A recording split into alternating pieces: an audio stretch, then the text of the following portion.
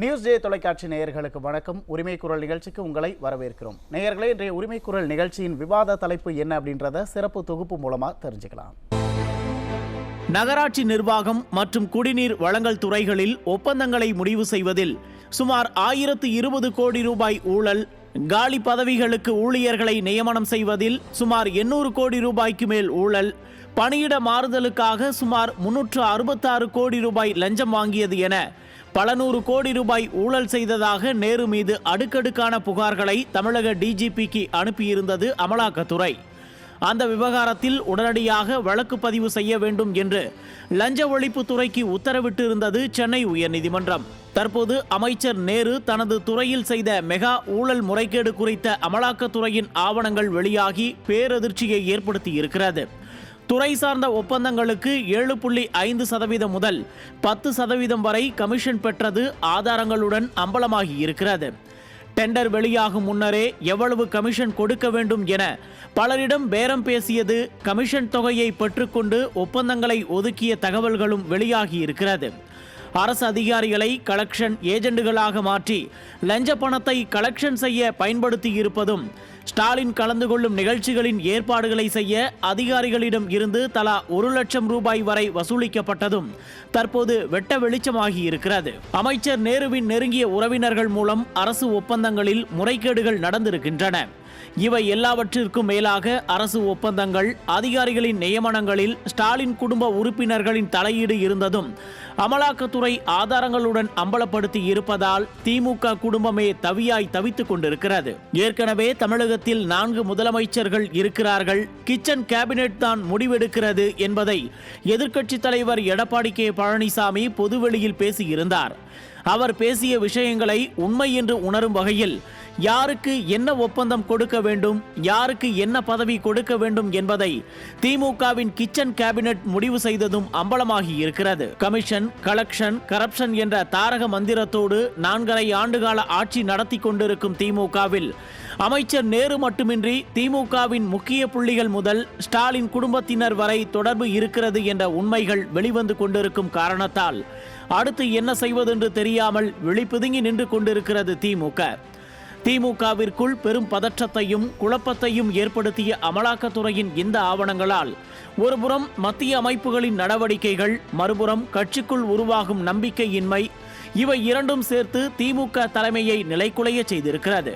ஊரை அடித்து உலையில் போடும் இந்த விடியா திமுக ஆட்சியில் பல நூறு கோடி ஊழலில் திளைத்துக் கொண்டிருக்கும் KN நேரு கைதாக போகிறாரா? வெளிச்சத்திற்கு வந்ததா திமுகவின் ஊழல் முகம்? KN நேருவின் ஊழல்களால் ஆட்சியை இழக்கப் போகிறதா திமுக என்ற கேள்விகளுக்கு விடை தேட விளைகிறது இன்றைய நியூஸ் டே உரிமை குரல் நிகழ்ச்சி.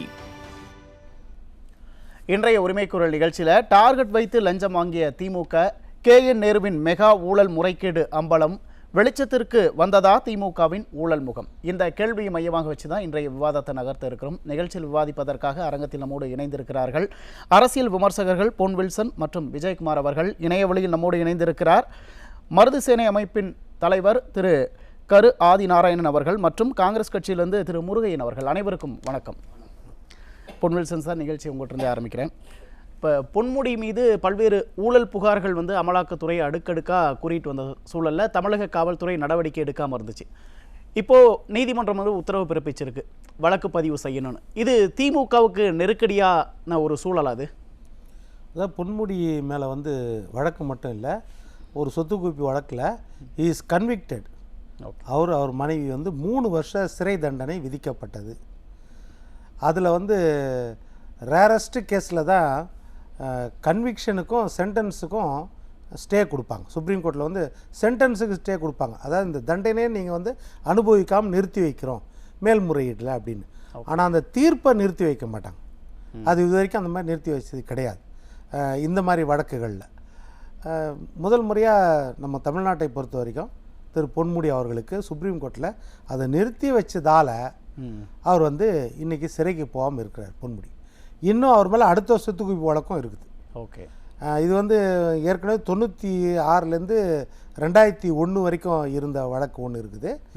அதற்கு அடுத்தது பார்த்திங்கன்னா 2006லேருந்து 2011, 2006லேருந்து 2011 தான் தீர்ப்பு வந்துருச்சு.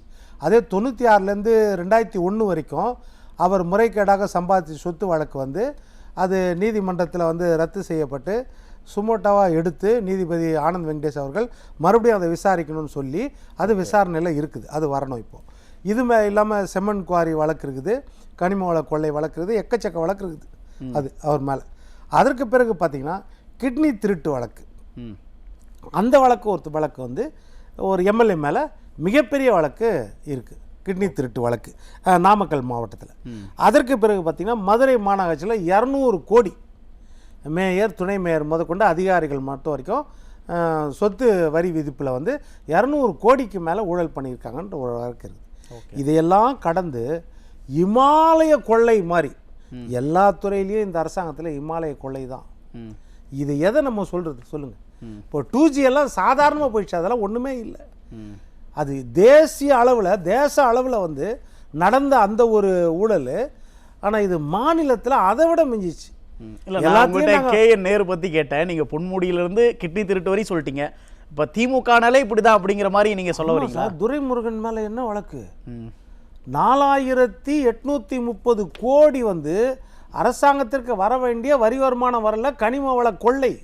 இதில் சேட்டலைட்லேருந்து பார்த்து அதை சுரங்கத்தில் எப்படி நீங்கள் தோன்றீங்க, மலைகளை எல்லாம் எப்படி குடையிறீங்க அப்படின்னு அது கணக்கெடுத்தா 3 மீட்டர் அனுமதி கொடுத்த இடத்துல 30 மீட்டர் ஆழமாக தோண்டிருக்கிறீங்க. ஓகே, 30 மீட்டர் நீளம் தோன்ற இடத்துல நீங்கள் 300 மீட்டர் நீளம் தோன்றீங்க. அவ்வளவே குழந்தை அடிச்சிடுறீங்க. அப்போது இதெல்லாம் என்ன கணக்குன்னு கொடுத்தா அதற்கு நீங்கள் சுப்ரீம் கோர்ட் வரைக்கும் போகிறீங்க, அப்புறம் அதிகாரிகளை பார்க்குறீங்க, எல்லாம் பார்த்து அதை தாமதப்படுத்துறீங்க அந்த வழக்கு.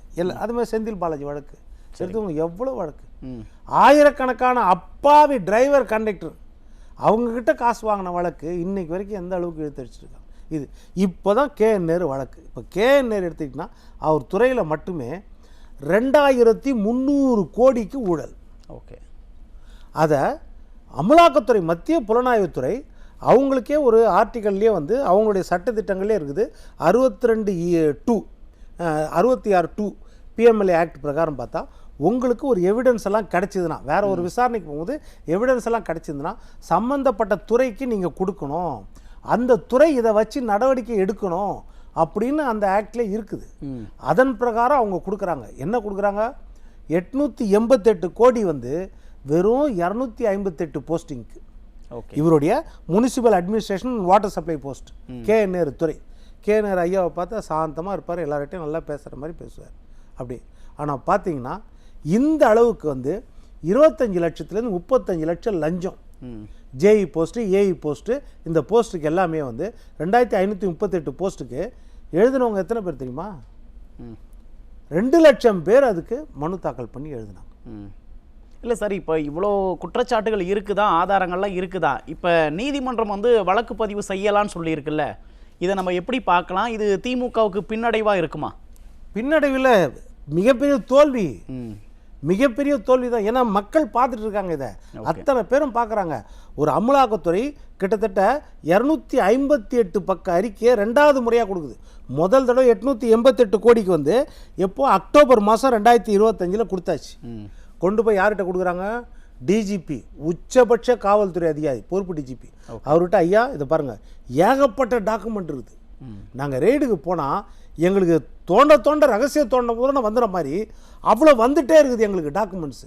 இதை பாருங்கள், அதாவது ஃபோன் ட்ராப்பிங்கில் இருக்குது, வாட்ஸ்அப் ட்ராப்பிங்கில் இருக்குது, ஹவாலா ட்ராப்பிங்கில் இருக்குது, டிஜிட்டல் டிரான்சாக்ஷனில் இருக்குது. அப்படியே உள்ளங்கை நெல்லிக்கனி மாதிரி ஓப்பனாக காட்டுறோம் நாங்கள். லஞ்சம் எப்படி வாங்கி குவிச்சிருக்கிறாங்க, ஊழல் எப்படி பண்ணியிருக்காங்க. இதை வச்சு நீங்கள் எஃப்ஐஆர் போட்டு நடவடிக்கை எடுத்தால் தான், இந்த ப்ரிடிகேட்டரி அஃபென்ஸ் இருந்தால்தான் இடி உள்ளே வர முடியும். இடி வந்து இண்டிபெண்டாக வர முடியும். இடிக்கு எல்லாம் தெரியுது எவ்வளோ பெரிய பண பரிவர்த்தனை மோசடி பண்ணியிருக்காங்க.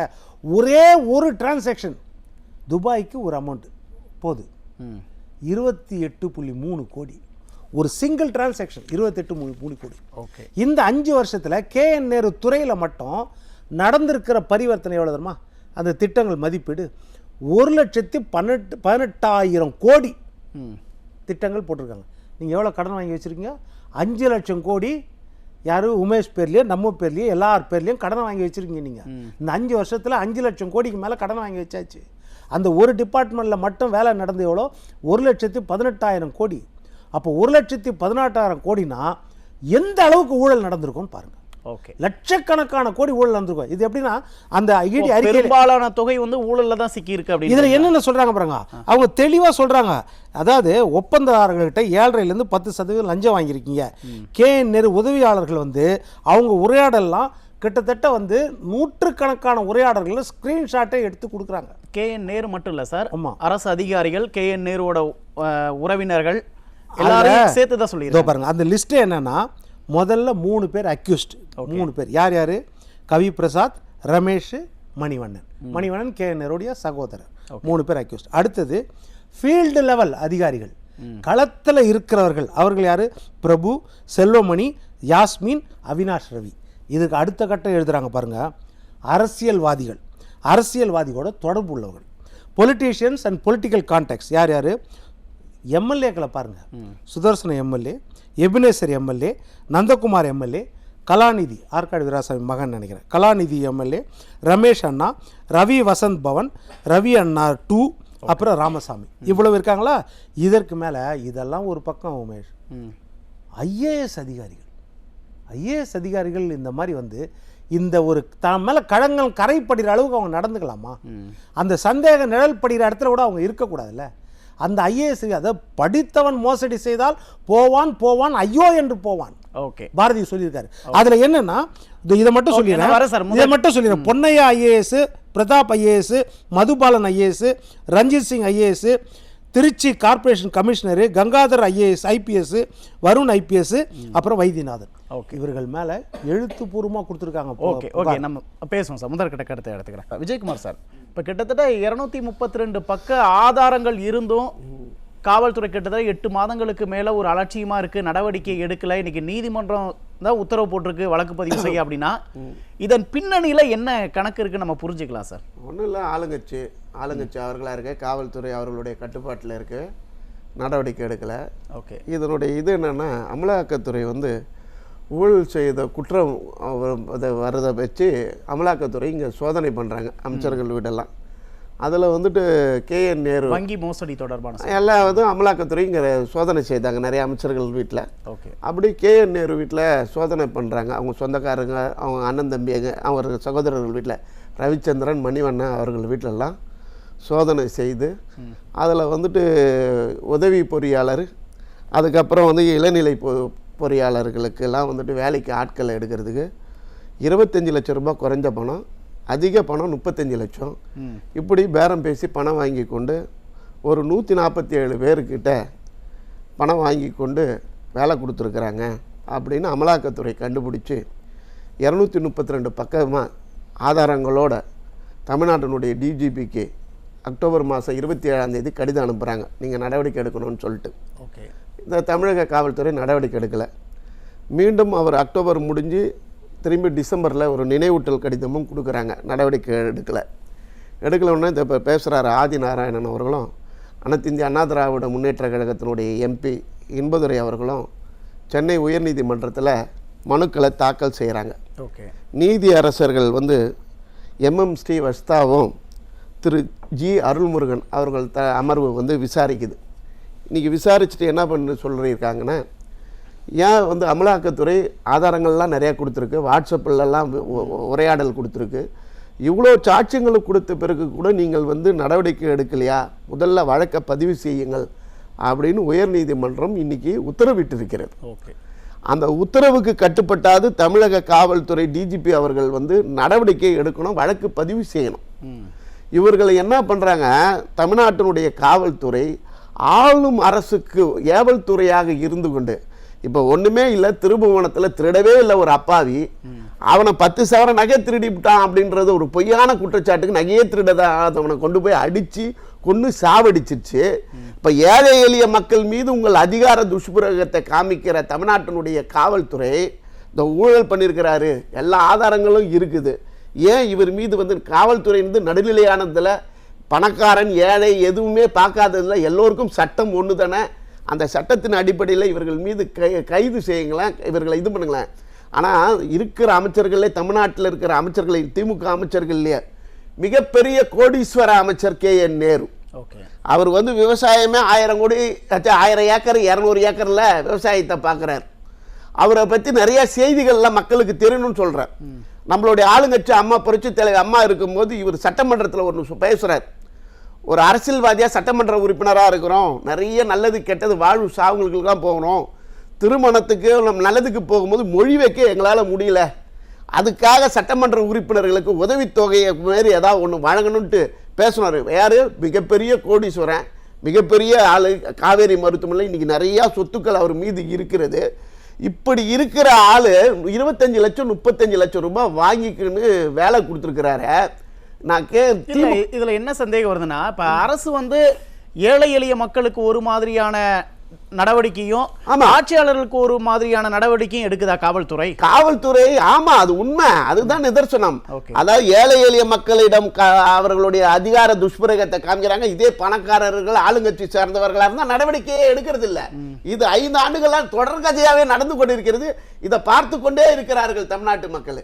இப்படியே ஊழல்வாதியா இருக்கிறாரு. 35 லட்சம் அந்த ஒரு உண்மையிலே தகுதி வாய்ந்த ஏழை எளிய பிள்ளை அந்த தேர்வில் இருந்து அவன் வந்திருந்தானா அதிகாரியா எவ்வளவு கனவு கண்டு அவனை படிக்க வச்சிருப்பாருங்க. பொறியியல் கல்லூரி படிச்சு முடிச்சுட்டு வந்திருப்பான்ல, அவனுக்கு கிடைக்காம போயிட்டு. ரெண்டாவது, இந்த அதிகாரிகள் பணத்தை கொடுத்துட்டு வேலைக்கு வந்த அதிகாரி என்ன பண்ணுவான்? ஒரு குடிநீர் இதுக்கு கொலா கனெக்ஷன் கொடுக்கறதுக்கு இன்னைக்கு 1 லட்சம் ரூபாய் வந்து லஞ்சம் வாங்குறாங்க. அது மக்கள் எப்படி கொடுப்பாங்க? ஆனா புரியுது. இப்ப இந்த லஞ்சம் வாங்குற விவகாரத்துல கூட அரசு அதிகாரிகளை வந்து இங்க வசூல் செய்யற ஏஜென்ட் மாதிரி பயன்படுத்தியிருக்கு அப்படிங்கிற ஒரு குற்றச்சாட்டு கூட இருக்கு. அப்ப அரசு இயந்திரத்தை திமுக அரசு தவறா பயன்படுத்துறாங்க. தவறாக பயன்படுத்துகிறது. ஊழலுக்கு வந்து இந்த அதிகாரிகள் துணை போகிறார்கள். நீ அரசு அதிகாரிகளை ஊழலே செய்யாம அவர்களை வந்து நியாயப்படி தர்மப்படி வேலை வாங்குறதுக்கு தான் ஆட்சி அதிகாரத்தில் மக்கள் உங்களை அமர வச்சிருக்கிறாங்க. நீங்க வந்து ஊழல் செய்வதற்கு உறுதுணையா இருக்கிறீங்க. அந்த அதிகாரி எப்படி நியாயமா வேலை செய்வான்? ஆளு எங்க வந்து இதெல்லாம் மக்கள் கிட்ட தானே வெடியுது. ஒரு மக்கள் வந்து ஒரு குடிநீர் கனெக்ஷன் கூட இணைப்பு கொடுக்கறதுக்கு 1 லட்சம் ரூபாய் கைவிட்டு லஞ்சம் கொடுத்தா தானே நடக்க வேண்டிய ஒரு சூழல் இந்த ஆட்சியில ஏற்படுத்தி வச்சிருக்கிறாங்க. இப்படி வாங்கினீங்கல்ல, பணம் எல்லாம் வாங்கினல, நான் கேட்கிற பொதுவாகவே பேசுறேங்க. இதே திமுக காலங்காலமா கொடி கட்டிக்கணும் தொண்டனா இருந்திருப்பால, ஒரு 10 திமுக காரங்கிட்ட பணமே வாங்காம 10 பேருக்கு நீ போஸ்டிங் போட்டு கொடுத்துருப்பியா? நீ அந்த பணியில நியமித்திருப்பியா? கேட்கிறேன். இதுல வேற காங்கிரஸ் கட்சி, அவன் திமுக காரனுக்கே கொடுக்கலையே, காங்கிரஸ் கட்சிக்காரனுக்கு மட்டும் வேலை கொடுத்துருப்பானா? ஊழலை எதிர்த்து தான் கம்யூனிஸ்ட் கட்சின்னு சொல்றீங்களா? ஊழல் இப்போ ஊழல் நடந்திருக்கு. இவ்வளவு 25 லட்சம் 35 லட்சம் காசை பணத்தை கொடுத்துட்டு வேலைக்கு வந்திருக்கிறாங்களே, இந்த ஊழலுக்கு எதிர்த்துட்டு நீ போராட்டம் பண்ண மாட்டியா? 30 கோடி ரூபாய் வாங்கினதோட உங்க கட்சி முடிஞ்சு போச்சா? ஆனா புரியுது சார். இப்ப நீதிமன்றம் வந்து கிட்டத்தட்ட ஆதாரங்களோட கொடுத்து காவல்துறை நடவடிக்கை எடுக்காம ஒரு 8 மாதங்களுக்கு பிறகு நீதிமன்றம் உத்தரவு பிறப்பிச்ச பிறகுதான் நடவடிக்கை எடுக்கணும் அப்படின்னா காவல்துறை அப்ப என்ன நிலைமையில இருக்குன்னு நம்ம புரிஞ்சுக்க வேண்டியது. ஒவ்வொரு வாட்டி காவல்துறை இந்த 5 ஆண்டுகள் நீங்க பாக்குறீங்களா இல்லையா? அதாவது வந்து திமுக பாதிக்கப்படுற இதெல்லாம் சிபிஐ விசாரணை வேணும்னா உடனே நம்ம மக்கள் வரி பணத்தை வச்சு போய் சுப்ரீம் கோர்ட்ல உச்ச நீதிமன்றத்துக்கு போயிட்டு அதை சிபிஐ விசாரணை தடுத்து இருக்கிறார்கள்ல. இதுக்கெல்லாம் அதாவது இவர்கள் அதாவது எதிர்கட்சி யாராவது வந்து அவர்கள் மீது அவதூறு இல்ல, அவர்கள் மீது வந்து அவர்கள் செய்யற குற்றச்சாட்டை சொன்னாவே அவர்களை அடக்குமுறையில அவர்களை கைது செய்தது போனது வந்ததெல்லாம் பார்த்து கொண்டு தானே இருந்தது தமிழ்நாடு. அதாவது அரசாங்கம் என்பது காவல்துறை என்பது நடுநிலையான இல்லையே. இது வந்து காவல்துறை என்பது முழுக்க ஆளுங்கட்சிக்கு ஒரு அடியாட்கள் வேலையை தானே செய்யுது. முதற்கட்ட கருத்தை எடுத்து நம்ம தொடர்ந்து பேசுவோம். முருகையன் சார், அரசு இயந்திரத்தையே திமுக அரசு தவறா பயன்படுத்துது, நீதிமன்றம் சுட்டி காட்டின பிறகு நடவடிக்கை எடுக்கக்கூடிய ஒரு சூழல்ல தான் காவல்துறை இருக்கு அப்படிங்கிற ஒரு குற்றச்சாட்டு முன்வைக்கிறாங்க. அனைவருக்கும் வணக்கம். நீங்கள் அத்தனை பேரும் உத்தமர்தானா சொல்லுங்கள் என்று ஒரு பாட்டு ஒன்று வரும். அது மாதிரி திமுக வந்து எதிர்கட்சியாக இருக்கும்போது அதிமுக மந்திரிகள் மீது பெரிய ஊழல் பட்டியலை கவர்னரிடம் கொடுப்பார்கள். சரிங்க, குற்றச்சாட்டுவார்கள். இவர்கள் அதிமுக எதிர்கட்சியாக வரும்போது திராவிட முன்னேற்ற கழகத்தின் மீது குற்றச்சாட்டு வைப்பார்கள். இதை மக்கள் இப்போ தமிழ்நாட்டு மக்கள் எதிர்மா நினைக்கிறாங்க, ஊழல் குற்றச்சாட்டு என்பது 2 கட்சிகளிலும் பொதுவான ஒன்றாகி இல்ல, இது வெறும் பெரிய விஷயம் இல்ல சார். இது அரசியல் ரீதியா கடந்து போகக்கூடிய ஒரு குற்றச்சாட்டுல நீதிமன்றம் இப்ப வந்து நடவடிக்கை எடுக்கணும். கிட்டத்தட்ட 232 பக்க ஆதாரங்கள் கொடுத்திருக்காங்க அமலாக்கத்துறை. அது மாதிரிதான் சுப்ரீம் கோர்ட்ல வந்து கனிமொழி மீதும் ராஜா மீதும் 2G வழக்கு பற்றி ஒரு வழக்கு போடும்போது சுப்ரீம் கோர்ட் ஒரு வழிகாட்டுதல் சொல்லுது. ஒரு அடிப்படை உண்மைகள் இருக்கிறது, அடிப்படை ஆதாரங்கள் இருக்கிறதா தெரியுது. எனவே அவர்களை கைது செய்து நீங்கள் விசாரிக்க வேண்டும் என்று உத்தரவு போட்டது எங்களுடைய அரசு தான். அவர்கள் கூட்டணி அரசுல பங்கெடுத்த போது கூட அவர்களை கைது செய்து சிறையில் அடைத்தோம். சரிங்க. இல்லைங்களா? அதுக்கப்புறம் என்ன பண்றது? விசாரணை நடந்தது. விசாரணையினுடைய அந்த தலைவராக இருந்த நீதிபதி என்ன சொன்னார் தெரியுமா? கடைசியில், நானும் 2 ஆண்டு காலம் எதிர்பார்த்து காத்திருந்தேன் ஏதாவது ஆதாரங்கள் கொடுப்பார்கள் என்று. எதுவுமே இல்லை, அந்த வழக்கில் எதையுமே குற்றம் சொல்வதற்கு ஒன்றுமே இல்லை என்று அவர் தீர்ப்பு வழங்கிட்டு போயிட்டாரு. அப்புறம் விடுதலை செய்யப்பட்டு விட்டார். இல்ல நான் என்ன கேட்கிறேன், அது மாதிரி இந்த வழக்குல நீங்க வந்து இருக்கு. இந்த கே மணிவண்ணன் அவருடைய தம்பி, அவரு தான் இதில் வந்து அதிகமாக இதில் சம்பந்தப்பட்டதாக பல ஆதாரங்கள் எல்லாம் எடுத்திருக்கிறாங்க, இல்லைன்னு சொல்லலை. அது மாதிரி அவர்கிட்ட வேலை பார்க்கக்கூடிய டி ரமேஷ், அவர் தான் வந்து இந்த பண பரிவர்த்தனைக்கெல்லாம் முக்கிய காரணமாக இருந்ததாக சொல்லப்படுகிறது. கவிப்பிரசாத்துங்கிறவங்க வந்து இந்த பணமாற்றுக்கு ஒரு புரோக்கர் மாதிரி இதை வந்து கமிஷனை பெற்றுக் கொடுக்குற அந்த ஒரு இடத்துலையும் அவர் இருந்திருக்கான். இதெல்லாம் நடந்திருக்கு, அவாலாவும் நடந்திருக்குல்ல சார். கிட்டத்தட்ட அமலாக்கத்துறை இதுக்கான ஆதாரம் 4-5 மாதங்களா வழக்கு பதிவு செய்யுங்க அப்படின்னு காவல்துறைக்கு வந்து கடிதம் மேல கடிதம் எழுதியும் ஆதாரங்கள் இருந்தும் ஏன் இப்ப காவல்துறை நடவடிக்கை எடுக்கல, வழக்கு ஏன் பதிவு பண்ணல? சில போன், அதாவது தொலைபேசியினுடைய சில பேச்சுக்கள், அந்த சில ரெக்கார்டுகள் எல்லாம் கிடைச்சதுனால தான் கோர்ட் வந்து ஒரு சில ஆதாரங்கள்லாம் இருக்கு, எனவே இவர்களை வந்து நீங்கள் வந்து வழக்கு போட்டு விசாரிக்கணும்னு சொல்லியிருக்கு. சரிங்க. அந்த 2G வழக்கு எப்படி இருந்ததோ அதே மாதிரி இப்ப இவர் மீது வழக்கு போடணும், நான் இல்லைன்னு சொல்லல. சார் ஏன் போடல? இப்ப கிட்டத்தட்ட 8 மாத காலமா ஏன் அரசு தாமதப்படுது? இன்னொரு விஷயம் என்ன சொல்றாங்க, ஆட்சியாளர்களோட நிறைய தலையீடு உள்ள இருக்கு, திமுக தலைமை குடும்பத்தோட தலையீடு கூட உள்ள இருக்கு அப்படிங்கறனாலதான் அப்ப காவல்துறை வந்து வழக்கு பதியாம இருந்ததுன்னு தான் நம்ம புரிஞ்சுக்கணுமா? இல்ல, இப்ப நீங்க ஹைகோர்ட்டை நம்ம மதிக்கிறது உண்மைன்னு சொன்னா, ஹைகோர்ட் வந்து ஒரு தீர்ப்பு கொடுத்துருக்கு. சரிங்க. வந்து வழக்கு போடணும்னு, எஃப்ஐஆர் போடணும்னு போட்டிருக்கு. இப்ப போடுவார்கள் என்று நான் எதிர்பார்க்கிறேன். ஏன்னா அது நீதிமன்றம் தலையிட்ட பிறகு வழக்கு பதிவு பண்ணுவாங்க சார். இதற்கு மேல இது நாள் வரை ஏன் பதிவு பண்ணலங்கறத என்னோட கேள்வி. இதுக்கு மேல இவ்வளவு நாள் பதிவு பண்ண அது அப்படிதான் சார். திமுகவின் தலையீடு நேரடியா உள்ள இருக்கனால ஆட்சிக்கு ஏதாவது ஆபத்து வந்துடும் ஒரு பயம். எப்பவுமே ஆளுங்கட்சியில வந்து என்னதான் நீ குறை சொன்னாலும் கூட அவர்கள் நேரடியாக உடனடியாக வழக்கு தொடுப்பதோ அதெல்லாம் வந்து நடக்கிறது இல்லை. அது தமிழ்நாட்டு மக்களுக்கு நன்றாக தெரியும். இது வந்து சாதாரணமான விஷயமா தான் மக்கள் எடுத்துக்கிறாங்க. மக்களே நடந்த ஊழல் வழக்கு இதெல்லாம் அப்படிதான் 2 கட்சியிலும் மாற்றி மாற்றி சொல்லிக்குவாங்கயா. அதையும் தாண்டி இந்த மக்களுக்கு இந்த ஆட்சியில் ஏதாவது நடந்திருக்கா, இவர்களுக்கு வாக்களிக்கிற அளவுக்கு ஏதாவது பண்ணியிருக்காங்களா இல்லையான்னு தான் வர்ற தேர்தலில் பார்ப்பாங்களே தவிர இந்த ஊழல் வழக்கெல்லாம் வந்து அவங்க பெருசாக எடுக்கிறதில்ல. அப்படி பார்த்தீங்கன்னா எவ்வளோ பெரிய வழக்குகளை சந்தித்த பிறகு திமுக ஆட்சி வந்து அண்ணா திமுக ஆட்சிக்கு வந்து இல்லை சார். நீங்க இன்னொன்று இந்த விஷயத்தை வந்து அதிமுக வந்து இது குற்றம் சார். இப்ப வழக்கு வந்து அதிமுக எம்பி வந்து மனு தாக்கல் பண்ணார். ஆனா இதற்கு முன்னாடி அமலாக்கத்துறை வங்கி மோசடி வழக்குல ரெய்டு பண்ணப்பதான் இதற்கான ஆதாரங்கள்லாம் எடுத்திருக்காங்க. நீங்க ஏதோ அரசியல் ரீதியா குற்றம் சாட்டுற மாதிரி இல்ல, நான் அப்படி சொல்ல. வழக்கு இப்ப வந்து போடணும்னு ஹைகோர்ட் சில ஆதாரங்களை வச்சுதான் சொல்லியிருக்கு, நான் இல்லைன்னு சொல்ல. வழக்கு போடணும், அப்படி இல்லைன்னு சொன்னா அந்த அவர் வந்து அந்த தீர்ப்புக்கு எதிராக மேல்முறையீடு செய்து அது இல்ல அப்படிங்கிற மாதிரி அவருக்கு தீர்ப்பு வாங்கி ஆகணும். இல்லன்னு சொன்னா வழக்கு போட்டாங்க. இல்ல வழக்கு போட்டு நீங்க அதுக்கப்புறம் திமுக ஆட்சிக்கு வந்தது என்ன சொன்னாங்க, தமிழ்நாட்டில் 4 முதலமைச்சர்கள் இருக்காங்க, நிறைய முடிவெடுக்கிறதுல கிச்சன் கேபினட்டோட தலையீடு இருக்கு அப்படின்னு சொல்றாங்களா. இப்ப இந்த KN நேரு ஊழல் குற்றச்சாட்டுல கூட கிச்சன் கேபினட்டோட தலையீடு நேரடியா இருக்கு அப்படிங்கிற ஆதாரங்கள்லாம் இப்ப வெளியில வந்திருக்குல்ல. அதனாலதான் பொறுப்பு டிஜிபியை போட்டு நடவடிக்கை எடுக்க கூடாது அப்படிங்கிறதுக்காக அரசு பாதுகாக்குதா? இல்ல, நீங்க இதெல்லாம் வந்து விசாரணையின் பொழுது எந்த அளவுக்கு அது நிரூபிக்கப்படுகிறது என்பதை பொறுத்தான் சொல்ல முடியுமே தவிர நம்ம ஒரு யூகமாக இப்பொழுது நான் யார் மீதும் குற்றம் சொல்லுகிற அளவுக்கு இல்ல. ஏன்னா ஒரு கூட்டணி கட்சியில் இருக்கிறோம், உண்மையிலே வந்து ஆதாரபூர்வமாக எது வந்தாலும் அதை நான் ஏற்க தயார். ஏன்னா அதுதான் உங்களோட உதாரணம் சொன்னேன். சுப்ரீம் கோர்ட் ஒரு தீர்ப்பு கொடுக்கும் பொழுது நாங்கள் அதை ஏற்றுக்கொண்டு எங்கள் கூட்டணியில 8 பேர் மந்திரியா இருந்த போது கூட அவர்கள் 2 பேரையும் கைது செய்து ஓராண்டு சிறையில் வைத்த வெறும் குற்றச்சாட்டு தான், அரசியல் ரீதியான குற்றச்சாட்டு அப்படிதான். இல்ல, அப்படி நான் சொல்ல. நீங்க விசாரணை எதிர்கொள்ள வேண்டியதானே, அதுல என்ன சிக்கல் இருக்கு? அதுதான். இல்ல வழக்கு தொடுக்கணும், வழக்கு போடணும், அவர்கள் வழக்கை எதிர்கொள்ளணும். எதிர்கொண்டு நாங்கள் தவறுகளை செய்யவில்லை என்ற ஒரு நிரூபித்தால் அதை பற்றி ஒன்றுமே இல்ல. சொல்லுங்க சார். சார், அவர் இப்ப காங்கிரஸ் கட்சியில இருந்து சார் பேசுறாங்கல்ல சார், அது எதனால அந்த 2G ஸ்கேம் வந்து டோட்டலா ஃபெயிலியர் ஆச்சுன்னா 1,76,000 கோடி திருடுனவரை விசாரிச்சது வந்து அவங்களுடைய போர்ட்போலியோல இருந்து அமைச்சர்களுக்கு அவங்களுக்கு கீழே இருந்த அதிகாரிகள் விசாரிச்சதுனால அது வந்து ஃபெயிலியரே ஆச்சு.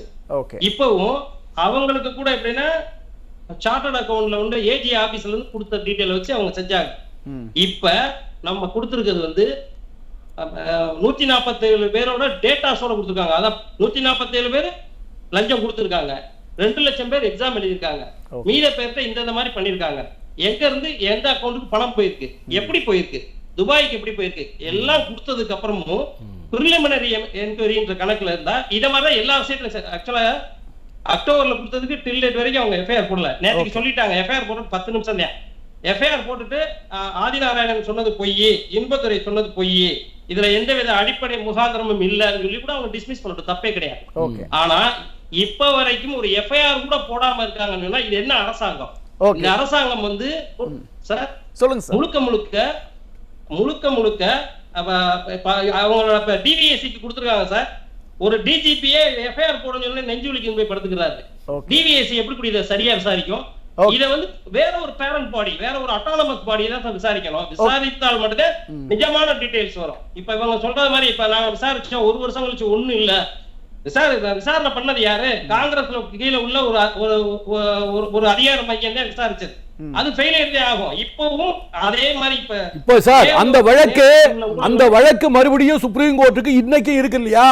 இவங்க வந்து 11 ஆண்டுகள் ஆச்சு இல்ல, இப்ப இவங்களுடைய கையில இருக்க ஆட்சி அதிகாரம் இருக்கும்போது அந்த வழக்கை மறுபடியும் கையில எடுத்து எங்க அவர்கள் இதுவரைக்கும் என்ன பண்ணிருக்காங்க?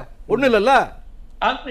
இல்ல சார், இப்ப நீங்க சொன்ன விஷயங்கள் எல்லாமே வந்து வேற யாரும் வழக்கு போய் தொடுக்கல. எந்த இதுவரையும் நடந்த எந்த ஊழலையுமே ஒரு தனி மனுஷனோ உள்ள ஒரு அரசியல் கட்சியில இப்ப இதே நேருவோட ஊழல்ன்றது வந்து ஏப்ரல் மாசம் தான் அவங்க வீட்டுல ரைடு நடக்குது. மே மாசமே வெளியில தெரிஞ்சிருது. மேல இருந்து அக்டோபர் வரையும் பேசு பொருளை எல்லாரும் பேசிக்கிட்டு இருக்காங்க. அக்டோபர் மாசம் 27ஆம் தேதி இடி லெட்டர் கொடுத்துருக்கோம்னு சொல்லி மெசேஜ் கிடைச்ச உடனே எல்லா அரசியல்வாதியும் பேசுறாங்க, எல்லா யூடியூபர் பேசுறாங்க, எல்லா பிரிண்டிங் மீடியா, எல்லா விஷுவல் மீடியாலும் பேசுறாங்க. யாரும் நீதிமன்றத்தை நாடல. இதுல என்ன இது ஒரே சொல்யூஷன் எப்படின்னா, இவ்வளவு பெரிய ஊழல் பண்ணிருக்கோம், இவ்வளவு பெரிய ஊழல் பண்ணிட்டு வேற யார் நம்மள வந்து என்ன கேட்ட அது வந்து எங்க மேல காழ்ப்புணர்ச்சியால போடுறாங்க. என்னைய வழக்க பத்தி தான் சார் கேள்வி பேசணும். வழக்கு போட்டவரை பத்தி எங்கேயாவது ஆராய்ச்சி பண்ணி பார்த்திருக்கீங்களா? என்னைய பத்தி ஒரு அபிடேவிட் போடுறாங்க. என்னைய அபிடேவிட் பண்ணுவா கோர்ட்டை ஒத்துக்கிட்டேன். அதாவது நானும் குற்றம் சாட்டப்பட்டவன். இப்ப RS பாரதி என்ன சொல்லியிருக்காரு, அவர் மேல அவர் வந்து குற்றவாளி கிடையாது, குற்றம் சாட்டப்பட்டவர் நேரு அப்படின்னு சொன்னார்ல. நானுமே குற்றம் சாட்டப்பட்டவன், எப்பவுமே தண்டிக்கப்பட்டவன் கிடையாது. குற்றம் சாட்டப்பட்ட நானே ஒரு பொதுநல வழக்கே தொடரக்கூடாது போது ஒரு அரசாங்கத்தை எப்படி அவர் நடத்துவார்? வரேன் சார் பேஸ் பண்ணி எப்படி நான் வரேன் சார், திரும்ப நம்ம பேசுவோம் சார். வரேன் சார். இப்போ முருகேஷ் சார் என்ன சொல்றாரு, இப்போ அவங்க வழக்கு பதிவு பண்ணல என்ன தாமதம் இருக்கு அப்படின்றாங்க. டிவிஎஸ்சி இப்போ எப்படி அதை முறையா விசாரிக்கும் அப்படிங்கிற ஒரு கேள்வியும் வைக்கிறார்ல சார். நீங்க என்னதான் விசாரிச்சாலும் ஒரு எஃப்ஐஆர் போடணுங்கிறது உண்மை இல்லைன்னா அதுக்கு தடை வாங்க வேண்டியது அவங்களுடைய கடமை. இந்த தீர்ப்பு சுப்ரீம் ஹைகோர்ட் கொடுத்திருக்க தீர்ப்புக்கு இங்க வந்து வாய்ப்பு இல்லை என்று அதுக்குரிய ஆதாரங்களை அவர்கள் கொடுத்து 8 மாத காலமா அதை தாண்டியான வழக்கு போட்டு கோர்ட்டுக்கு போயிருக்கு. 8 மாத காலமா ஆரம்ப கட்ட விசாரணை நடத்தி வரோம் காலம் தானே கடத்திட்டு இருக்கு. ஆமா, அது எப்பவுமே ஆளுங்கட்சியா சந்தேகத்தை அவங்க கிளப்புறாங்க. இல்ல யார் ஆளுங்கட்சியா இருந்தாலும் யாருமே வந்து அவங்க மந்திரி மேலேயே டக்குன்னு எடுத்து உடனே வழக்கு போட்டு உள்ளதிட மாட்டாங்க சார். அது இயற்கை. அது கோர்ட்டுக்கு போய் இப்ப கோர்ட் ஆர்டர் கொடுத்துருக்கல. இப்ப நீங்க வழக்கு பதிவு பண்ற இப்ப சாதாரண மக்களுக்கு ஒரு சட்டம், ஆட்சி அதிகாரத்துல இருக்கவங்களுக்கு ஒரு சட்டம். அது வந்து நீங்களே தெரியும், உங்களுக்கே தெரியும். அது என்ன கேள்வி கேட்கறீங்க? அது இல்ல. அது எப்பவுமே ஆளுங்கட்சியாக யார் இருந்தாலும் அது உடனடியாக அது கோர்ட்டினுடைய நடைமுறைக்கு வரும்போதுதான் கொஞ்சம் ஆடுவாங்களே தவிர மற்றபடி வந்து யாருமே வந்து அவசரப்பட்டெல்லாம் வந்து குற்றச்சாட்டு வந்து அதிமுக எம்பி இன்பதுரை அவர்களும் ஆதிநாராயணன் அவர்களும் இப்ப மனு தாக்கல் செய்யாம நீதிமன்றத்தை நாடாம இருந்தா இப்ப இன்னும் திமுக அரசு காலம் கடத்திட்டு தானே இருக்கும். அதான் உண்மை. அது ஒன்றும் மாற்று கருத்து இல்ல. இப்போதைக்கு வந்து கோர்ட் தீர்ப்பு வந்திருக்கிறதுனால ஒன்று அவர் மீது எஃப்ஐஆர் போட்டு வழக்கு தொடுத்து விசாரணைக்கு உட்படுத்த வேண்டும். இல்லன்னு சொன்னா அதுக்கு மேற்கொண்டு கோர்ட்டினுடைய ஆர்டர் என்னவோ அதை வாங்கணும். அது என்ன செய்யறாருன்னு பொறுத்து தான் பார்க்கணும். ஓகே சார், நான் வரேன். ஆதிநாராயணன் சார் இந்த வழக்கு பதிவு செய்யறதுக்கு கிட்டத்தட்ட அரசு வந்து நீண்ட காலம் வந்து தாமதப்படுத்திட்டே இருக்குல்ல, அதுக்கு என்ன காரணம் நீங்க நினைக்கிறீங்க? சார் இது வந்து உள்ளங்கை நெல்லிக்கணி சார். அவர் என்ன ஊழல் பண்ணிருக்காரு? இப்ப 2538 பேரையுமே டிஸ்மிஸ் பண்ணணும்னு நான் அடுத்து ஒரு பொதுநல வழக்கு போட போறேன். ஆதிநாராயணன் நான் மருதுசனை போட போகுது. 2538 பேர் மறுபடியும் பணம் கொடுத்து 2538 பேருமே பணம் கொடுத்துருக்காங்க. அது 25 லட்சமா 35 லட்சமானே கேள்வி. அந்த அவங்க மறுபடியும் பணம் கேட்க போகும்போது இது வெட்ட வச்சு செந்தில் பாலாஜி எப்படி சார் மாட்டினாரு? செந்தில் பாலாஜி மேல கம்ப்ளைண்ட் பண்ணது வந்து வெளியாலாம் கிடையாது, முதல்வர் ஸ்டாலின் தான் கம்ப்ளைண்ட் பண்ணது. கவர்னர்கிட்ட கொடுக்குறாரு, வழக்கு போடணும்னு சொல்றாரு. அடுத்த ஸ்டேஜ் போகும்போது பணம் கொடுத்தவங்க அவர் மேல புகார் கொடுக்க போகும்போது மட்டும்தான் அது ரெக்கார்டிக்கலாம் ஆகுது. அதே மாதிரி இந்த 2538 பேரும் கேள்வி கேட்கறது வரைக்கும் இந்த கவர்மெண்ட் வந்து இதை தள்ளி கொடுத்துக்கிட்டே தான் இருக்கும். இது வந்து ஆக்சுவலா ஒரு காக்னிசபிள் அஃபென்ஸ் சார். யார் சின்ன பிள்ளை சொல்லிடும் இவ்வளவு ரூபாய் பணம் வாங்கிட்டு இப்படி செஞ்சிருக்காங்க, இந்த மாதிரி அப்பாயின்மெண்ட் பண்ணிருக்காங்க. சார் சொன்னாங்கல்ல, வில்சன் சார் சொன்னாங்க பாத்தீங்களா, 2 லட்சம் பேர் எழுதுனதுல 2538 பேருக்கு 10 நாளைக்கு முன்னாடி அப்பாயின்மெண்ட் ஆர்டர் கொடுத்து எல்லாம் செஞ்சிருக்காங்க. இது வெளி உலகத்துக்கு தெரிஞ்சிருச்சுனோடனே அவங்க பதறாங்க. ஓகே ஓகே சார், வரேன் சார் முருகன் சார். இப்போ ஆதாரங்கள்லாம் கிட்டத்தட்ட 232 பக்கம் ஆதாரங்களை வந்து அமலாக்கத்துறை வந்து சப்மிட் பண்ணியிருக்காங்க. இருந்தாலும் இப்போ என்ன சொல்றாங்கன்னா, நடவடிக்கை எடுக்கிறதுக்கு எங்களுக்கு கால அவகாசம் தேவை அப்படின்னு சொல்ல வேண்டிய தேவை என்ன இருக்கு? இல்லை அதெல்லாம் ஒன்றும் இல்லை சார். இது நியாயப்படி வந்து இந்த அளவுக்கு கோர்ட்டில் போய் ஓரளவுக்காவது உரிய ஆதாரங்கள் இருந்தால் தான் கோர்ட் இந்த தீர்ப்பை கொடுக்கும் சார். 232 பக்கம் ஆதாரம் சொல்ல அதில் நிறைய இருக்கு விஷயம். இந்த சிட்டி கன்ஸ்ட்ரக்ஷன்ல இருந்து கமிஷன் வாங்கினது மாதிரியும், அண்ணாமலை நிறுவனம், கஜலட்சுமி நிறுவனம், RS என்டர்பிரைசஸ், இதெல்லாம் வந்து நிறைய அதில் வந்திருக்கு. அந்த அவங்க கொடுத்த டீட்டெயில்ஸில் வந்து இது மாதிரி இந்த நிறுவனங்கள் எல்லாம் 10% 20% கமிஷன் வாங்கினதாக எல்லாம் கொடுத்துருக்காங்க. சொல்லுங்க சார். சொல்லுங்க. இல்லை இப்போ என்னென்னா அவர் சொல்லுது ரைட்டு. 2G வழக்குக்கும் இதுக்கும் வந்து ரொம்ப வித்தியாசம். ஓகே, 2G வழக்குன்றது மத்திய கணக்காய்வுத்துறை வந்து 1.25 லட்சம் கோடி வருமான இழப்பு ஊழல் நடந்திருக்குதுன்னு புகார் தெரிவித்த பிறகு அந்த புகாரின் பேரில் மத்திய ஊழல் கண்காணிப்பு ஆணையம், சென்ட்ரல் விஜிலன்ஸ் கமிஷன், அவங்க இன்வெஸ்டிகேஷன் பண்ணாங்க. கோர்ட்டு கிடையாது, அவங்க இன்வெஸ்டிகேஷன் பண்ணி அவங்க ரெக்கமெண்ட் பண்ணியிருக்காங்க இதில் நடந்திருக்குது ஊழல் அப்படின்னு ரெக்கமெண்ட் பண்ண பிறகு சிபிஐ என்கொயரிக்கு கொடுத்தாச்சு. சிபிஐ என்கொயரி, சிபிஐ தான் வழக்கு பதிவு பண்ணுது. அவர் இன்னமும் அமைச்சர் பதவியில் இருக்குதாரான்றது தான் கோர்ட்டு கேட்டுச்சு. இன்னமும் அமைச்சர் பதவியில் வச்சிருக்கக்கூடாதுன்னு சொல்லி கடைசி நாள் அவங்களுக்கு, கடைசி நாள் நாளைக்கு தீர்ப்பு வரப்போகுது, இல்லைனா இன்னைக்கு வரைக்கும் லாஸ்ட் டேட்டுன்னா அன்னைக்கு தான் அவரை வந்து ராஜினாமா பண்ண வச்சாங்க மன்மோகன் சிங் அரசாங்கத்தில். மற்றபடி கைது செய்தது வந்து சிபிஐ கைது செய்தது. அது நீதிமன்ற கட்டுப்பாட்டில் இருந்து கைது செய்யலை, நீதிமன்றம் கட்டாயப்படுத்தியும் கைது செய்யலை. ஆனால் இந்த விஷயத்தில் எப்படின்னா, ஒரு மத்திய புலனாய்வுத்துறை ஆதாரங்களோட ஒரு ஸ்டேட் புலனாய்வுத்துறை கொடுக்குறாங்க. அதில் இருந்த மாதிரி கிடையாது. அப்போது அந்த ஆதாரங்களின் அடிப்படையில் உடனடியாக நம்ம மாநில குற்றப்பிரிவு வந்து நடவடிக்கை எடுக்கணும். லஞ்ச ஒழிப்புத்துறை அது ஏன் நடவடிக்கை எடுக்கல? டைரக்டா எஃப்ஐஆர் போடணும். அது ஒன்றும் பேசிக் எவிடன்ஸ் எல்லாம் விசாரிக்க தேவை சார். ஏன் சார் நடவடிக்கை எடுக்கிறீங்க? அப்போ ஊழலில் ஈடுபட்ட திமுகவினரை காப்பாற்றுறதுக்காக தான் நடவடிக்கை எஃப்ஐஆர் ஃபைல் பண்ணாமல் இருந்தாங்களா?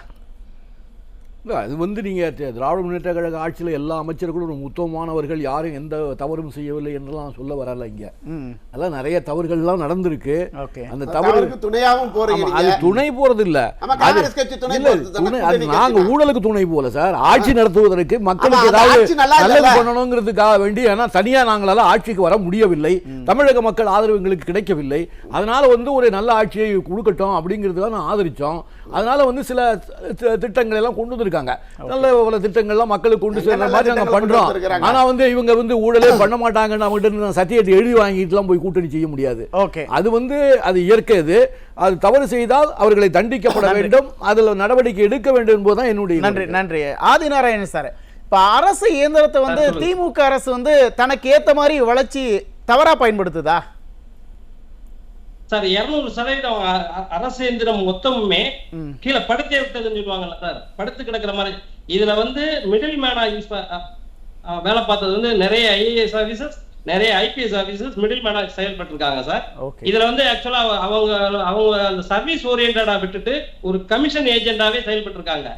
இத வந்து ஒரு ஒரு புகார் வர்றத நார்மலா வந்து திமுக உள்ள ஆளு மேல நடவடிக்கை எடுப்பாங்களா நீங்க சார்ட்ட கேக்குறீங்க. அவங்க வந்து உத்தமர்கள்லாம் கிடையாதுன்னு சொல்லி சொல்றாரு. அதுதான் நிஜம். இல்லாத ஒரு ரோடா இருக்குன்னு சொல்லி ஏவா மேல கம்ப்ளைண்ட் பண்றாங்க, KKSR மேல கம்ப்ளைண்ட் பண்றாங்க, பொன்முடி மேல கம்ப்ளைண்ட் பண்றாங்க, தங்கம் தனர்ஸ் மேல கம்ப்ளைண்ட் பண்றாங்க. இவர்கள் எல்லாத்துக்கு மேலையும் இந்த 5 வருஷத்துல இந்த கவர்மெண்ட் என்ன நடவடிக்கை எடுத்துச்சு?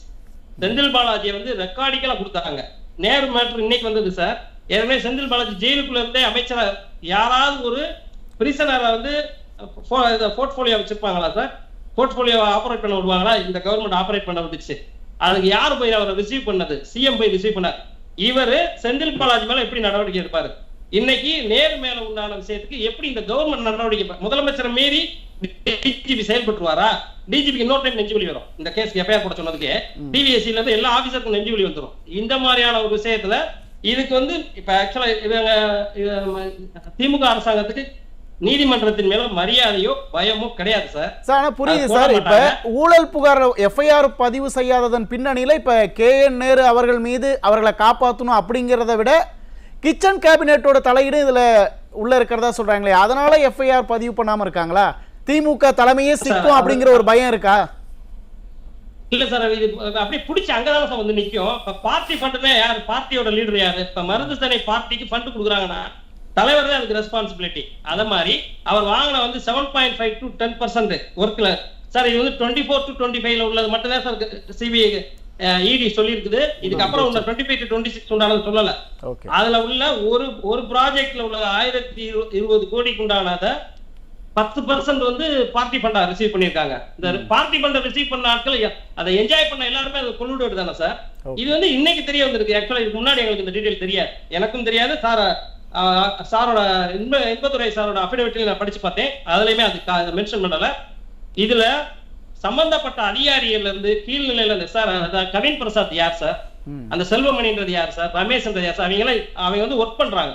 1 லட்சம் ரூபாய் 2 லட்சம் 5 லட்சம் ரூபாய் சம்பளத்துக்கு கூட வேலை பார்ப்பாங்க. வேலை பார்த்த ஆளுகளே அக்யூஸ்ட் ஆகிட்டு போகும்போது இவ்வளவு பெரிய திருட்டு 2300 கோடி ரூபாய் வந்து லம்பா திருடிருக்கீங்க ஒரே ஒரு துறையில இருந்து ஒரே ஒரு வருஷத்துல. இது வந்து தெரிஞ்ச திருட்டு. இனிமேல் இப்ப அதுக்கு என்ன கேக்குறாங்க சார், அவங்க வந்து ரொம்ப நியாயமான ஆட்கள், யாருக்கும் பயப்பட மாட்டாங்க, சட்டத்தின் பிராவத்தைனா ஃபேஸ் த ட்ரையல். ஒரு காமன் மேன் இப்ப ஒரு 100 ரூபாய் ரொட்டியை திருடின்னு சொன்னா அது மேல எவ்வளவு பெரிய வழக்கு போடுறோம், எவ்வளவு பெரிய லெவலுக்கு அடுத்த லெவலுக்கு கொண்டு வராங்க. இன்னைக்கு இந்த பிரஸ் மீடியால இருக்கக்கூடிய ஆட்கள், எதிர்கட்சியில உள்ள ஆட்களுக்கெல்லாம் காலையில சொல்லி மதியத்துக்குள்ள எஃப்ஐஆர் போட்டு நைட் வீட்டுல போய் நைட் 12 மணிக்கு கதவு தட்டுறாங்கல்ல சார். இவரோட விஷயத்துல இவ்வளவு தூரத்துக்கு தள்ளி கொடுக்கறதுக்கு காரணம் அப்படின்னா நிறைய ரொம்ப பெரிய சிக்கல் இருக்கு உங்களுக்கு சார். இந்த சிக்கல் வந்து கான்சிக்வன்ஸ் கண்டிப்பா வரத்தான் செய்யும் இதனுடைய. ஏன்னா இதை வந்து இதுவரைக்கும் ஊழல் வழக்குன்றது வந்து அரசியல் மேடையில குற்றச்சாட்டுகள் நடக்கும். நீ ஊழல் பண்ணன்ற அளவுக்கு.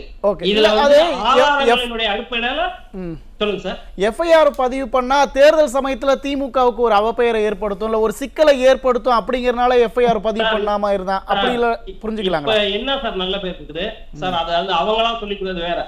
அவங்களா ஒரு மீடியாஸ் வச்சுக்கிட்டு ஒரு விஷயத்தை கையாச்சு எந்த ஒரு விஷயத்தையும் வெளியில தெரியாம பாத்துக்கிட்டு இருக்காங்க.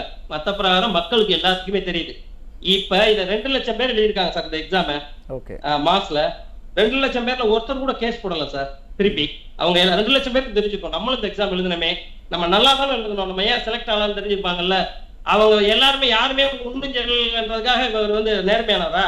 இந்த அரசாங்கம் நேர்மையான அரசாங்கமா? அப்படிலாம் கிடையாது சார். ஓகே சார், நீங்க இப்ப நாளைக்கு காலையில கரன்சி செஸ்ட் வந்து யாரோ ஒரு மந்திரி கொள்ளையடிச்சிடறாரு சார். இதை ஒட்டி என்னைய மாதிரி ஆள் கம்ப்ளைண்ட் பண்ணக்கூடாதுன்னு சொல்லி சொல்றாங்க. ஏன்னா என் மேல வழக்கு இருக்குன்றக்காக. நீங்க வந்து நிறைய அளவு எதிர்கட்சியினுடைய தொலைக்காட்சி வழக்கு நீங்களும் செய்ய முடியாது. எதிர்த்தாப்புல இருக்கவங்க அரசியல்வாதி, நீங்க உங்களுக்கு வந்து பொலிட்டிக்கல் கேம் நீங்களும் செய்ய முடியாதுன்னா யாருமே கம்ப்ளைண்ட் பண்ணுவா? இவங்க மேல உள்ள சார் இதுல புலன் விசாரணைன்றது வந்து ப்ராப்பரா வந்து ஈடி கொண்டு போச்சுன்னு சொன்னா நெருக்கி பார்த்தேன்னு சொன்னா சார் சொன்னாங்க பாத்தீங்கன்னா 1,18,000 கோடி ரூபாய் முனிசிபல் அட்மினிஸ்ட்ரேஷன்ல செலவாயிருக்கு. இந்த மழைநீர் வடிகால் 5 வருஷமா மழைநீர் வடிகால் கட்டிக்கிட்டு இருக்காங்க. ஒரு வருஷமும் ஒதுக்குறாங்க.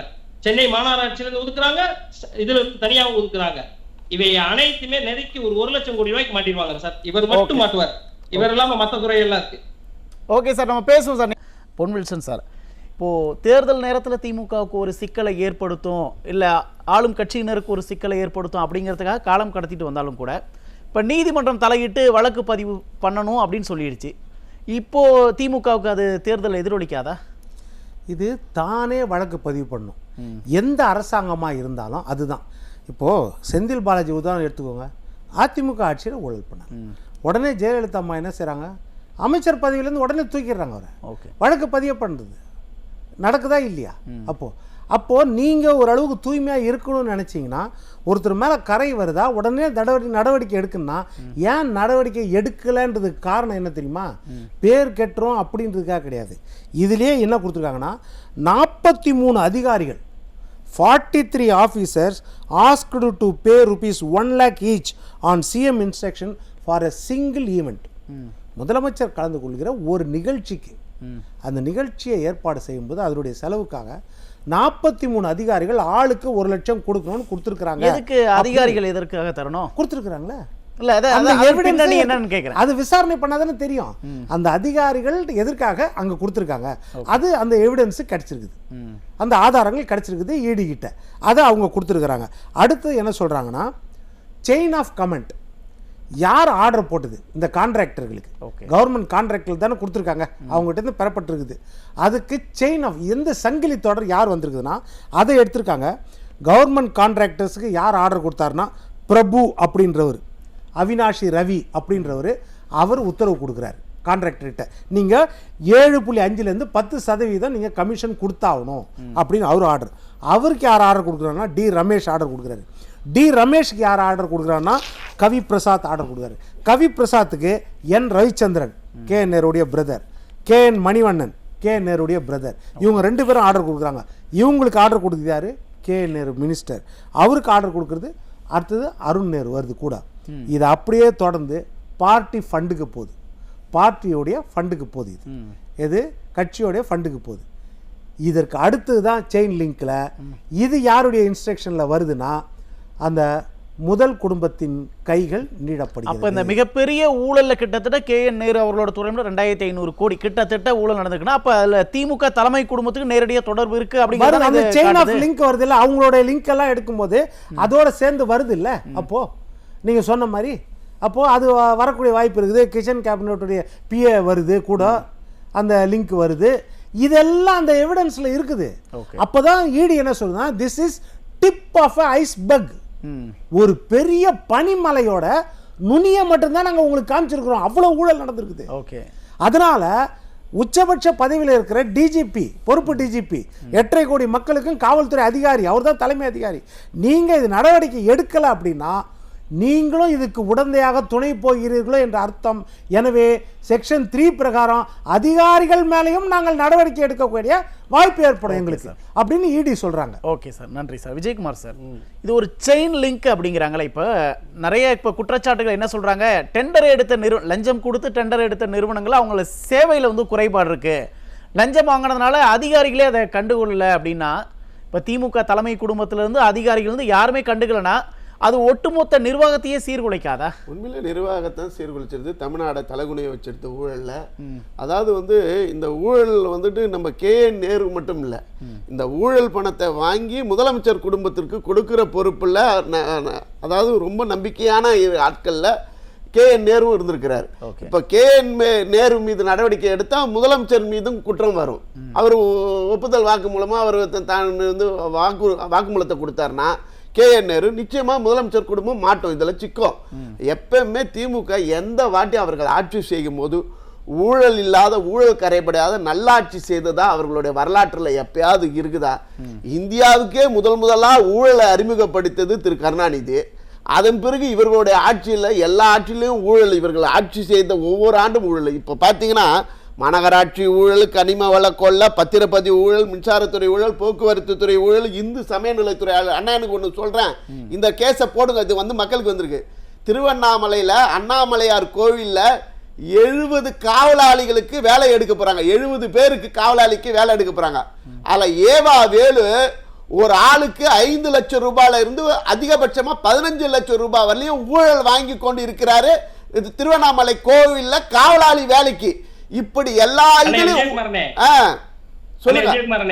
அதாவது சத்துணவு கூட ஆயா இருக்குல்ல, ஆமா, ஆயா பெருக்கிறவங்களுக்கு தூய்மை பண்ணி அதனே கட்சிக்காரங்களுக்கு வேலை போடுறதுக்கு 5 லட்சம் ரூபாய் வாங்குறாங்க ஆயா வேலைக்கு. அதுதான் இப்படி மக்களுக்கு தெரிஞ்சுக்கிட்டோம். மேல போடுறதா இருந்தா 2000 கோடி ரூபாய் ஊழலுக்கு இப்ப கையில இருக்கு. ஊரக வளர்ச்சித்துறையில ஊரக வளர்ச்சித்துறை செயலாளருக்கு உண்டானதுல பணம் கொடுத்து KK சார் முன்னாடி அலைஞ்சிட்டு இருக்காங்க. இப்படி அடுத்த பொதுநல வழக்குகள்ல எல்லா அமைச்சரும் சிக்கிடுவாங்கன்னு வச்சுக்கோங்களேன். அதாவது அந்த காலத்துல வந்துட்டு இதே போல வாட்ஸ்அப், அதாவது இதுவான இது சாட்சிகளை நிரூபிக்கிறதுக்கான போதிய வசதிகள் அப்போது கிடையாது. இன்னைக்கு எல்லாமே வந்து சாட்சிகளோடு நிரூபணம் பண்ண முடியும். இந்த வாட்டி இவர் நிச்சயமா இந்த வழக்கு பதிவு செய்யப்படும். இந்த ஆட்சியில் இருக்கிற திமுக ஆட்சியில் இருக்கிற நிறைய அமைச்சர்கள் ஆட்சி மாற்றம் கட்டாயம் ஏற்பட போகிறது. நம்ம எடப்பாடியார் முதலமைச்சராக வர போறாரு. இந்த திமுக இருக்கிற அமைச்சர்கள் இருக்கிற பெரும்பான்மையான அமைச்சர்கள் விரைவில் சிறைச்சாலைக்கு போவார்கள். ஆதாரபூர்வமா நிரூபிக்கப்பட்டு குற்றவாளிகளாக போவாங்க. செந்தில் பாலாஜி அவர்களுக்கு ஏற்பட்ட மாதிரியான ஒரு சூழல் வந்து KN நேருக்கு ஏற்படும் அப்படின்னு நம்ம நம்பலாங்க. எல்லாருக்கும் ஏற்படுங்க சார். ஆதாரத்தோடு இருக்குது சார். வாட்ஸ்அப் ஊழலுக்கு பணம் பரிமாற்றம் இருக்கு. அந்த 147 பேருக்கு வந்துட்டு ₹10 நோட்டை எடுத்துட்டு போயிட்டு கொடு, உனக்கு வந்துட்டு அந்த வினாத்தாள் முன்னாடியே வந்துரும், அந்த வினாத்தாளை பார்த்து நீ பதில் அளி தேர்வுக்கு, இப்படி எல்லாமே சாட்சியோட வந்திருக்கு சார். இப்படி சாட்சியோட வந்திருக்குது. இதை வந்துட்டு எப்படி மறைக்க முடியும்? கோர்ட் விசாரணை செய்தா இவர்கள் தவறு செய்ததை மாட்டிப்பாங்க. நிச்சயம் KN நேருல இருந்து அவர்கள் அமைச்சர்கள் சகாக்கள் இருக்கிறார்களே, ஏவா வேலுல இருந்து ஒரு பாலத்தை கட்டி வச்சு ஒரே மழையில போயிட்டுல அந்த ஊழல இருந்து எல்லாமே ஊழல் அமைச்சர்கள். இந்த ஊழல் அமைச்சர்கள் நிச்சயம் சட்டத்தின் முன் தண்டிக்கப்பட்டு சிறைச்சாலைக்கு போவார்கள் சார். இப்ப பலமுறை எதிர்க்கட்சி தலைவர் சொல்லிட்டாரு, திமுக ஆட்சி அப்படின்னாலே கலெக்ஷன் கரப்ஷன் கமிஷன் அப்படின்னு சொன்னதெல்லாம் திமுக அரசு இது அரசியல் உள்நோக்கத்தை, இப்ப இந்த KN நேரு அவர்களோட விவகாரத்தை கூட அரசியல் உள்நோக்கத்தோட சொல்றாங்க அப்படின்னு KN நேருலாம் சொல்றாங்க சார். இது எப்படி சார்? அப்ப திமுக ஆட்சி அப்படினாலே இப்படிதான் அப்படிங்கிற ஒரு இதை உறுதிப்படுத்துதா அது? ஆமா, திமுக ஆட்சினால ஊழல் தானே, இது எல்லாருக்குமே தெரியுமே. இதோ கூட இருக்கிற காங்கிரஸ் கட்சிக்காருக்கே தெரியுமே. ஊழல்னால தானே காங்கிரஸ் கட்சி தானே அவங்க ஆட்சியை கலைச்சது. சாட்சியை நீங்க தானே அவர்கள் செய்த அத்தனை தவறுக்கு தமிழ்நாட்டில் நடந்த அடுத்த இன்னல்களுக்கும் திமுகவும் காங்கிரஸ் தானே காரணம், வேற யார் காரணம்? தமிழர்களுக்கு இன்னல் ஏற்பட்டதெல்லாம் உங்க 2 பேரோட ஆட்சினால தானே. அப்படி இவர்கள் ஊழலுக்கு துணை போகிறார்கள், தவறான ஆட்சிக்கு துணை போகிறார்கள். துணை போகிற அத்தனை பேரும் அந்த கூட்டணி கட்சியில் இருக்கிற அத்தனை பேரும், அது கம்யூனிஸ்டா இருக்கட்டும், மதிமுக ஆகட்டும், காங்கிரஸ் ஆகட்டும், இப்ப புதுசா போய் சேர்ந்துக்கிறவங்க எல்லாருமே அந்த கட்சியை படுதோல்வியில் அடையும், அந்த கூட்டணி படுதோல்வி அடையும். ஏன்னா மக்கள் சார் ஏழை. எடப்பாடியார், அதாவது மக்களை காப்போம் முன்னேற்றத்தை மீட்போம் என்கின்ற எடப்பாடியாருடைய புரட்சி பயணம் வெற்றி பயணமாக வருகிற தமிழ்நாட்டினுடைய முதலமைச்சர் எடப்பாடியார் முருகன் சார். இப்போ திமுகனாலே ஊழல் செய்யறதுக்கு தான் ஆட்சிக்கு வராங்க அப்படிங்கிற மாதிரியான குற்றச்சாட்டுல வைக்கிறாரு. எங்களை பொறுத்தவரையில் இருவரும் திராவிட கட்சிகளுமே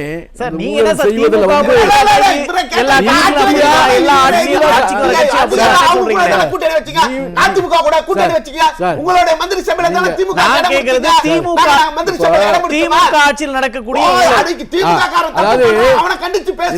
நீங்க இல்ல சார், நான் என்ன கேக்குறேன்,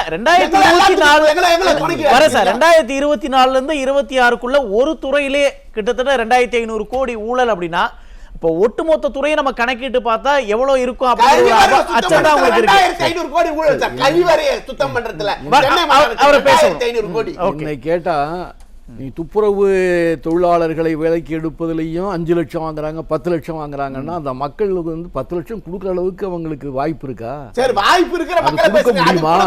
அதுக்கு எவ்வளவு சம்பளம் கொடுக்குறாங்க? அதுக்கு 10 லட்சம் கொடுப்பாங்களா? இவர்கள் சொல்வதெல்லாம் யூகமா இருந்தால்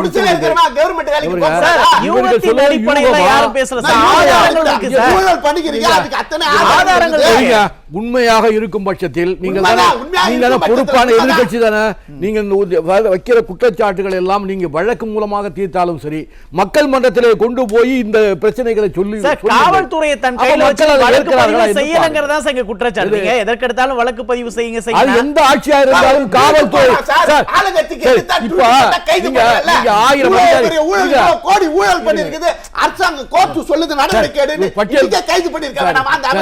பட்டியல் போட்டு காட்டுறாங்கல்ல, IAS அதிகாரி IPS எல்லாம் பட்டியல் போடுறாங்கல்ல.